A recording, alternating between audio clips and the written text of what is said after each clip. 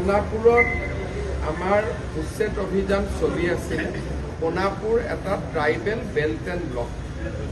Tribal belt and ব্লকত অতি শান্তিপূৰ্ণভাৱে আমাৰ উচ্ছেদ অভিযান চলি আছিলে আৰু ৰাইজ যিসকলে মাটি দখল কৰিছিলে তেওঁলোকে দৰং জিলা আৰু মৰিগাঁও জিলাৰ নিজৰ নিজৰ অৰিজিনেল ঘৰলৈ উভতি গৈছিলে।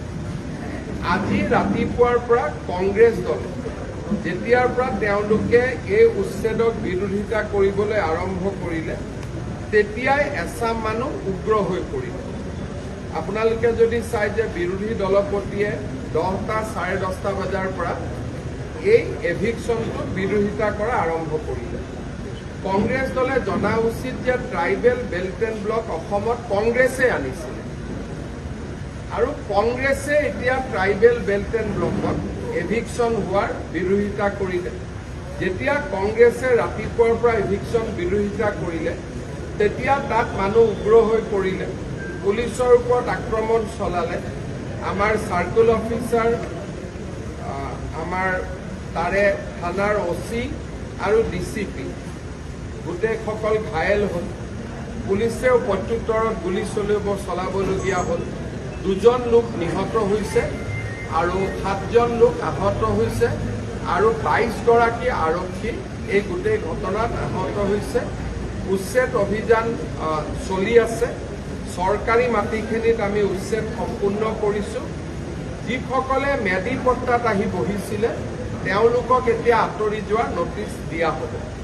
গুৱাহাটীৰ একেবাৰে লগত আজি যি ধৰণে সংগঠিত আক্ৰমণ হ'ল সি আহিবলগীয়া দিনবিলাকৰ পৰিৱেশৰ বিষয়ে আমাক আকৌ এবাৰ ভবাই তুলিছে যে আহিবলগীয়া দিনবোৰ কিমান ভয়ংকৰ হ'ব পাৰে।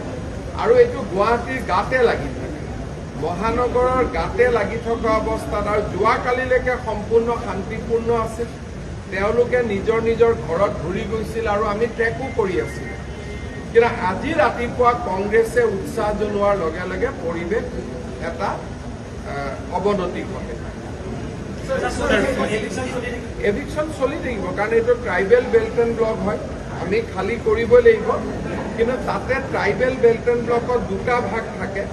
চৰকাৰী মাটিত আমি নটিচ নিদিয়াকৈ উচ্ছেদ কৰিব পাৰোঁ, কিন্তু মেডি পট্টাৰ মাটিত আমি নটিচ দিব লাগে। এতিয়া মেডি পট্টাৰ মাটিত আমি নটিচ দি এভিকশ্যন কৰিম। It was not organized till yesterday, but today they came with lot of organized effort, with lathi, with stick, with bow, with stone, and they started attacking the police people.